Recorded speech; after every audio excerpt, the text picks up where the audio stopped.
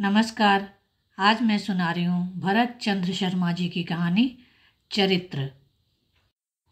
बड़ी दीदी के सामने खड़ी होना और वह भी छुट्टी की अर्जी लेकर एक तनावपूर्ण काम होता है। इस स्कूल में उनका अनुशासन और प्रौढ़ व्यक्तित्व सबको कितना बौना बना देता है। फिर भी हिम्मत जुटाकर सरला दीदी, जिन्हें मिस सरला कहना ज़्यादा ठीक होगा, अपना प्रार्थना पत्र लेकर बड़ी दीदी के आगे खड़ी हो गई। कार्यालय में निस्तब्धता थी। बड़ी दीदी की सौम्य मुखाकृति और चश्मे के पार झांकती आंखें किसी अति आवश्यक कागज में खोई थीं। ध्यान भंग होते ही बड़ी दीदी की आंखें सरला को प्रश्नवाचक दृष्टि से देखने लगीं। एक बारगी सरला हड़बड़ा गई, फिर साहस बटोर कर बोली, जी दीदी, एक दिन की छुट्टी चाहिए। क्या काम है? दीदी का स्वर रोबदार किंतु शांत था। दीदी, एक आवश्यक काम पड़ गया है। यही तो मैं जानना चाहती हूँ। यकाएक सरला अचकचा गई, फिर पलकें झुक गईं। जी दीदी, मेरे वो होने वाले मंगेतर मुझे देखने आने वाले हैं। और कहते कहते लाज का रंग सरला के गालों पर उतरने लगा था। दीदी, जिनकी हंसी से सारा स्टाफ अपरिचित था, किसी आश्चर्य की तरह चहक उठी। तो इसमें शर्माने की क्या बात है? जाओ सरला, तुम जा सकती हो। जाती हुई सरला ने एक के बाद दूसरा आश्चर्य किसी स्वप्न की तरह देखा। हंसना और रोना जैसी विधाओं से कोसों दूर रहने वाली बड़ी दीदी अपने गॉगल्स उतारकर साड़ी के पल्लू से आंसू पोंछ रही थी, जैसे पत्थर को तोड़कर कोई झरना बह निकला हो। आज इस सरला ने तो दीदी को 20 साल पहले धकेल दिया। दीदी का प्रौढ़त्व तो जैसे अपना लबादा उतारने लगा और दीदी का मन दीदी न रहकर तरुणाई की उमंगों में डूबकर कॉलेज की शोक सांस्कृतिक सचिव सुश्री अस्मिता हो गया। जैसे अभी कल की ही बात हो। वह कॉलेज से बैडमिंटन खेलकर लौटी ही थी और बाबूजी के शब्द उसके कानों में पड़े थे। सुनो जी, यह तार आया है। बंसल साहब खुद अपने होनहार बेटे को लेकर अस्मिता को देखने आ रहे हैं। और मम्मी ने प्रत्युत्तर में कहा था, अरे हाँ, तब तो सारी तैयारी आज ही कर लेनी पड़ेगी और बेबी को इशारे से समझाना पड़ेगा अपना नटखटपन न दिखाए और साड़ी जरा ढंग से बांधे। इन कपड़ों में तो वह एकदम हिप्पी लगती है। कहीं वे प्रशासनिक अधिकारी महोदय बिदेक न जाएं। यह सब अस्मिता ने सुना तो आज सरला की तरह लाज के लाल रंग इंद्रधनुष की तरह उसके गालों पर पसर गए थे। खुशी का जो सैलाब उमड़ रहा था, उसमें किसी को भागीदार बनाना आवश्यक हो गया था। तब नंगे पांव ही वह अपनी पड़ोसन सहेली के यहाँ भागी थी और उसकी आंखों पर हथेलियां रख दी थी। अरे, अब हाथ भी हटा और बता क्या बात है। झरना उसके हाथों को हटाने का असफल प्रयत्न करने लगी। क्या बात है? कोई अच्छी खबर है? हाँ, अच्छी ही नहीं, बहुत अच्छी खबर है। इतनी अच्छी खबर तुझे बंद आंखों से ही सुननी पड़ेगी, नहीं तो इस खबर को कहीं तेरी नजर लग जाएगी। अब सुना भी, कब तक पेड़ गिनवाएगी? और तब अस्मिता ने सारी सूचना झरना को दे दी और खिलखिलाकर उससे लिपट गई। अब मुझे छोड़ भी? ऐसे नहीं डियर, कल कॉलेज से गोल होने का वादा कर। और वादा करने पर ही झरना अपनी शोक सहेली के बंधन से मुक्त हो पाई। दूसरे दिन सूरज नए संदेश के साथ उगा था। पहली बार अस्मिता ने अनुभव किया था कि कोई रात, कोई क्षण, कोई दिन और किसी की प्रतीक्षा किसी के लिए क्यों महत्वपूर्ण हो जाती है। आनंद साहब अपने डैडी के साथ आए। आओ भगत भी जोरदार हुई। आनंद साहब ने पहली नजर में ही अस्मिता को पसंद कर लिया। अंगूठियों का भी आदान प्रदान हो गया। अस्मिता के तो हर्ष का पारावार न था। हो भी क्यों ना, जब कल्पना पुरुष ही उसको पति के रूप में मिल रहा हो। गुलाबी शहर की वह सांझ कुछ ज्यादा ही गुलाबी हो गई थी। राम निवास बाग के एक कोने में आनंद साहब से दुनिया जहान की बातें हुई। खेल, फिल्म, राजनीति, नारी स्वतंत्रता और न जाने क्या क्या। दोनों को अपने जीवन साथी के चयन पर प्रसन्नता और संतोष था। तभी एकाएक प्रेम की बहस एक नाजुक कोण पर आकर ठहर गई। आनंद साहब का तर्क था प्रेम किया जाता है और अस्मिता अड़ रही थी कि प्रेम हो जाता है।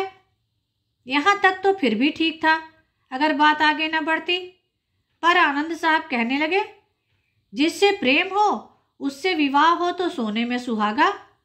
अस्मिता का तर्क अलग था। प्रेम करते हो उससे विवाह न भी करे तो कोई फर्क नहीं पड़ता है। यदि समझ हो तो ऐसी स्थिति में प्रेम का आनंद बढ़ जाता है, क्योंकि विवाह में यथार्थ के धरातल पर आकर प्रेम धाराशायी हो जाता है। और तब आनंद साहब ने सवाल दागा, मान लो तुम्हारे साथ ऐसी स्थिति हो। मुझे कोई फर्क नहीं पड़ता आनंद साहब, प्रेम भोगने की ही नहीं अनुभव करने की वस्तु है। नहीं अस्मिता, तुम्हारे विचार से तो प्रेम चरित्र की सीमा का अतिक्रमण करता है, और तुम जानती हो व्यक्ति अपना सब कुछ खोकर भी कुछ नहीं खोता है और केवल चरित्र खोकर सब कुछ खो देता है। इसमें कोई दो राय नहीं आनंद, पर अक्सर पुरुष स्वयं के चरित्र पर कभी नहीं सोचकर नारी के चरित्र को माइक्रोस्कोप से ही देखता है। यह बहस न जाने कितनी लंबी चलती, पर जाड़े की रात ने बाग को एक सन्नाटा उड़ा दिया।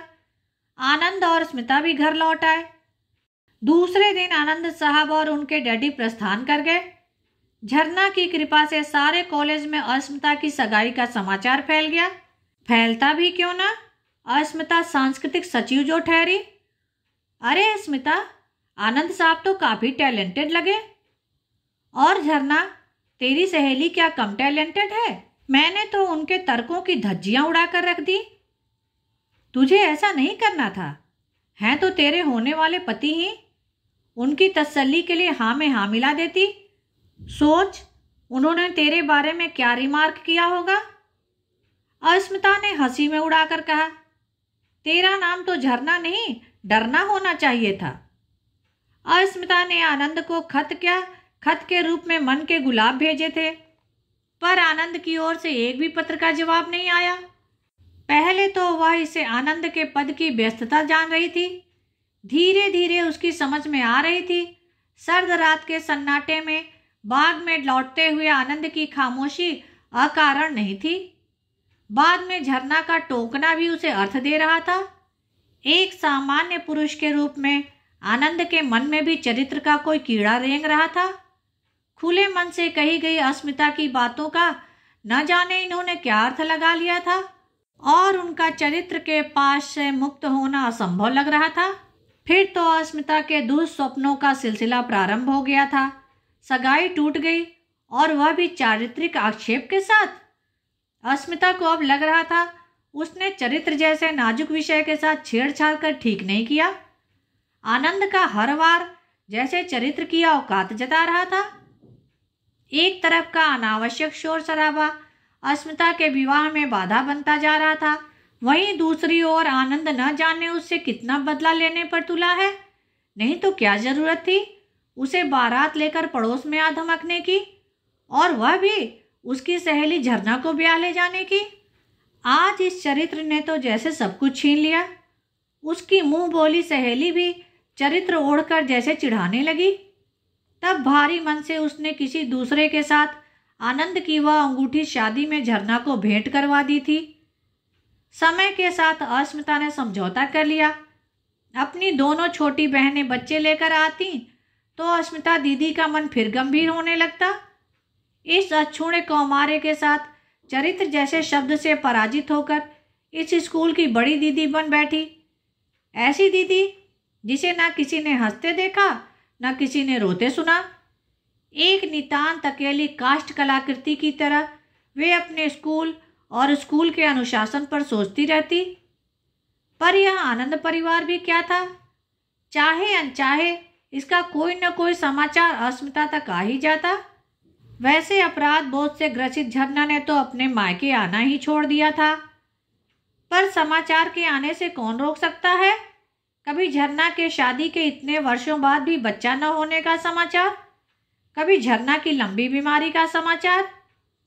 अस्मिता अनचाहे भी इस विषय को नहीं छोड़ सकती और प्रार्थना के बाद ऊंचे स्वर में पूछती, बच्चों, दुनिया की सबसे ज्यादा कीमती, और बच्चे तोता रटंत की तरह चरित्र चरित्र कहने लगते।